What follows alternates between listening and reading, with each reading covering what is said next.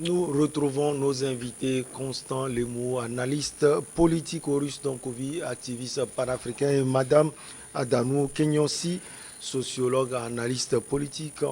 On va au Niger, c'est une marche ou bien une manifestation qui était programmée sur le 23 janvier dernier. La manifestation a été annulée le 19 janvier 2022.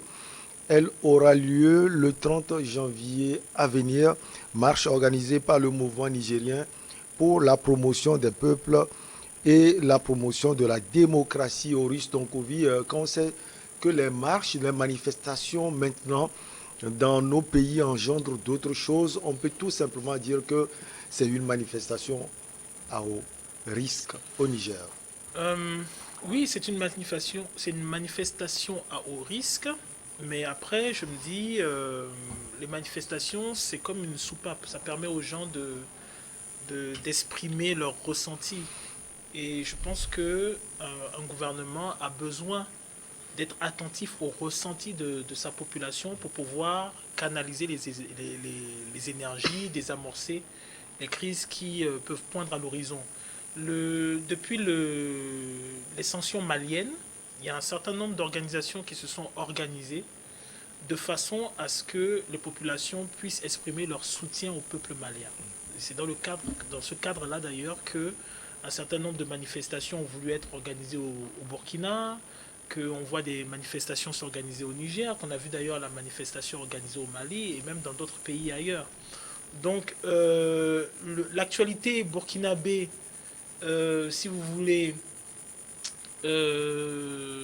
rend les choses un peu plus tendues. Mais je pense que tout va se jouer euh, dans si vous voulez, le, avec la flexibilité du gouvernement nigérien, parce que si le gouvernement nigérien refuse cette manifestation, cela peut être mal perçu Ouais. et cela peut renvoyer aux interdictions de marche qu'il y a eu au Au Burkina et Burkina. qui a mécontenté les populations. Si ces manifestations sont acceptées, il faut la justesse de l'encadrement de ces manifestations pour pas qu'on aboutisse à quelque chose de beaucoup plus violent. Parce que le Niger a aussi connu de la part des membres de son gouvernement des phénomènes de détournement, notamment des détournements de fonds Bon. destinés à l'armée. Donc, ce qui peut aussi alimenter des mécontentements. Donc, on va voir. Mais oui, c'est une manifestation à haut risque. Mais je pense que la sagesse du gouvernement nigérien, ce serait de laisser les gens s'exprimer afin de pouvoir noter ce qu'il y a comme mécontentement et de pouvoir canaliser les énergies pour... voilà. Madame Adanou, le fait d'avoir accepté déjà les manifestations sur le 30 janvier à venir prouve à suffisance que le gouvernement nigérien veut laisser les gens s'exprimer. Oui, le fait d'avoir accepté déjà va commencer par calmer quand même les esprits. Les refuser, vraiment, ce serait mal perçu par les populations. Il faut que ces populations, ces peuples expriment leur ras-le-bol, tout ce qui ne va pas. Et ça permet, comme l'a dit tout à l'heure aux Russes, permet au gouvernement quand même de recadrer les choses, de relancer sa politique de développement, de sécurité, de paix dans tout le pays. Mais refuser carrément, et ça, ce ne serait pas bien perçu. C'est vrai qu'au début, on pourrait comprendre, déjà le 23, ça a été refusé par rapport à ce qui s'est passé au Mali et ce qui se passe au Burkina Au Burkina. actuellement. Donc, du coup, le mieux, c'est de l'accepter et recadrer ces manifestants-là, et pour que ça ne déborde pas, pour qu'il n'y ait pas de violence, pour que qu'on n'arrive pas au schéma burkinabé et pour qu'ils s'asseyent pour discuter quand même de ce dont le peuple a besoin et les décisions qui doivent s'y découler doivent profiter quand même de part et d'autre au peuple et aux gouvernants quand même qui sont au pouvoir pour un vrai développement et une sécurité quand même de leur pays. Alors, Constant Lemou, qu'est-ce qui motive ces manifestations à venir le 30 janvier à Niamey? Michel, je suis togolais et je ne suis pas né au Niger, donc je suis loin de pouvoir En savoir tant qu'analyste politique. exactement qu'est-ce que veulent ce que veulent les manifestants, sauf l'annonce officielle. En fait, l'objet de la manifestation, c'est de réclamer la manifestation concrète de la démocratie. Sur ce point, il y a mille et une raisons de réclamer la démocratie, parce que durant tout le règne d'Idriss Déby, ce n'était pas, je disais, ce que réclament les manifestants, ou du moins les organisateurs, c'est la manifestation concrète de la démocratie.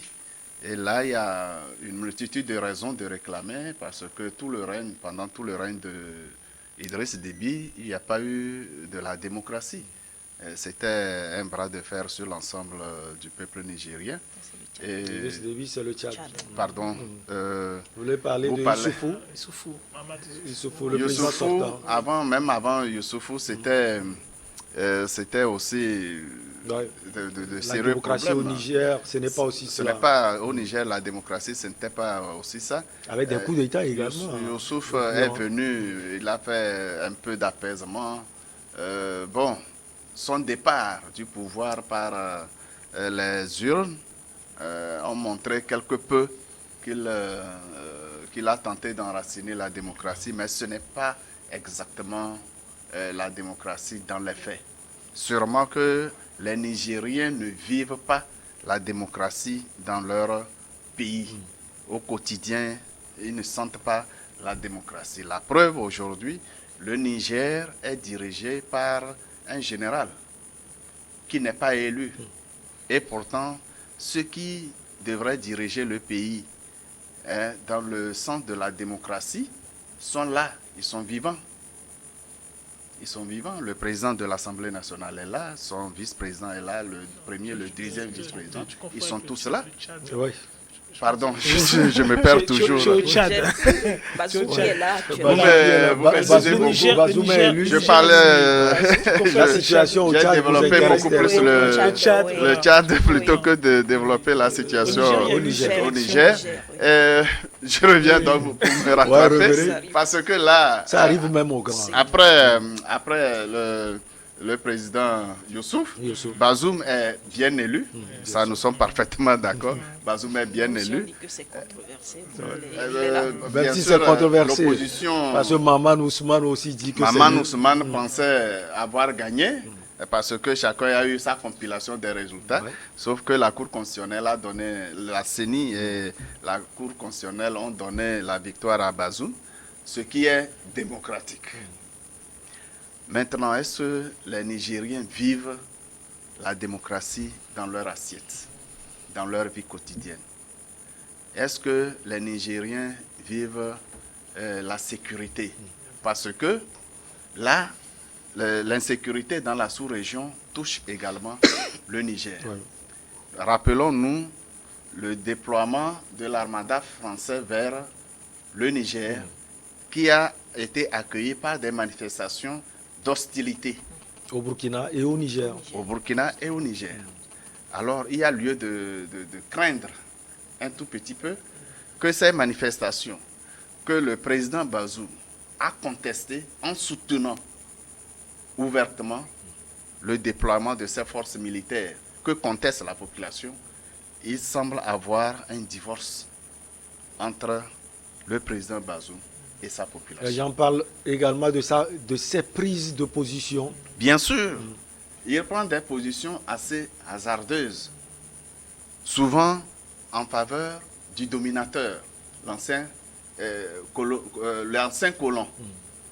Mais là, ça ne peut pas contenter les Nigériens qui attendent toujours un mieux-être dans leur vie, la sécurité, la paix, qui doivent vivre et vaquer à leurs occupations, alors que cette paix et cette sécurité viennent à manquer drastiquement.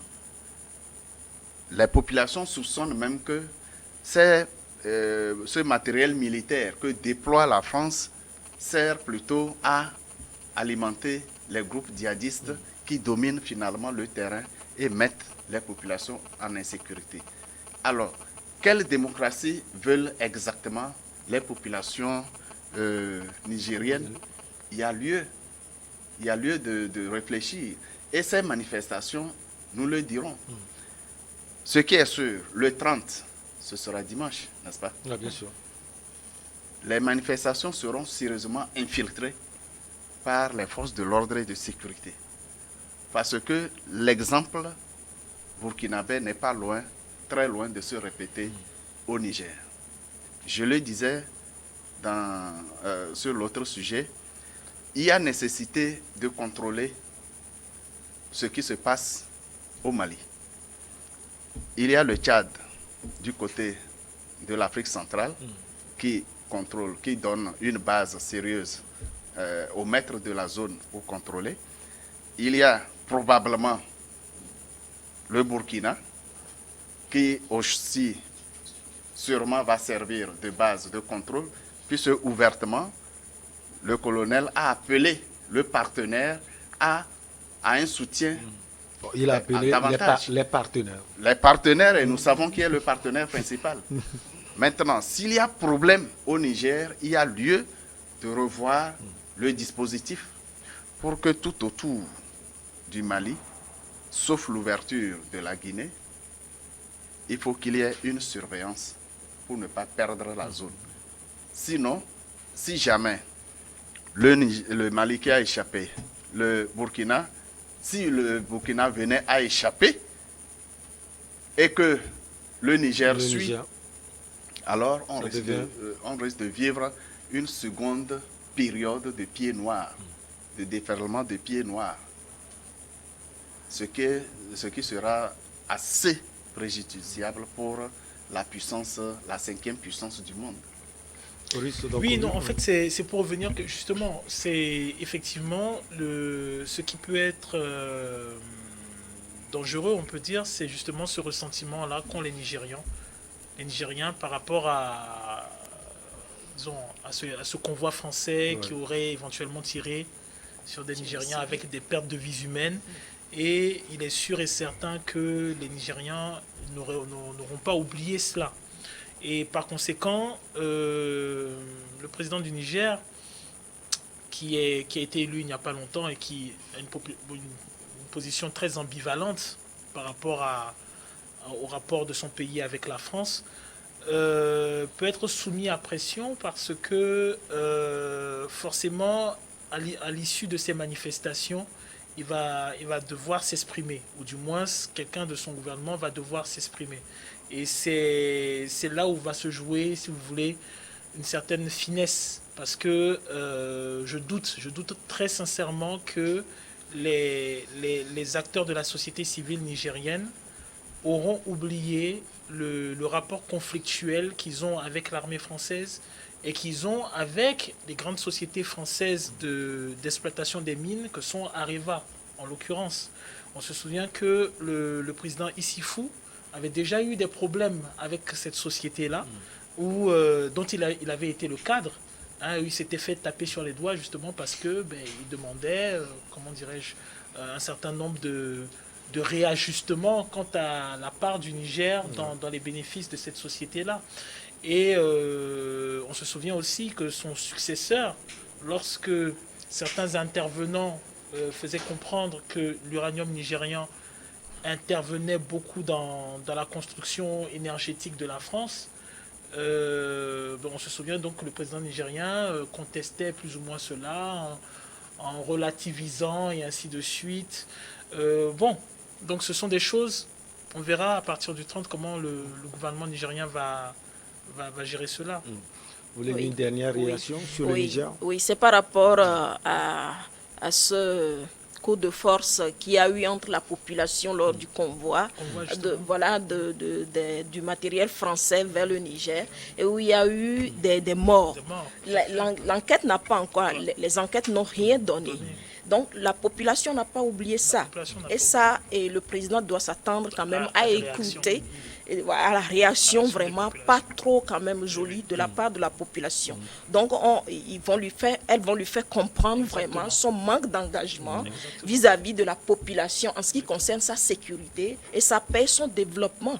Que bon, il écoute plus la France que voilà sa prise de position qui est contre sa population. Donc nos dirigeants doivent comprendre aujourd'hui qu'il faut vraiment une vraie politique de développement, d'écoute.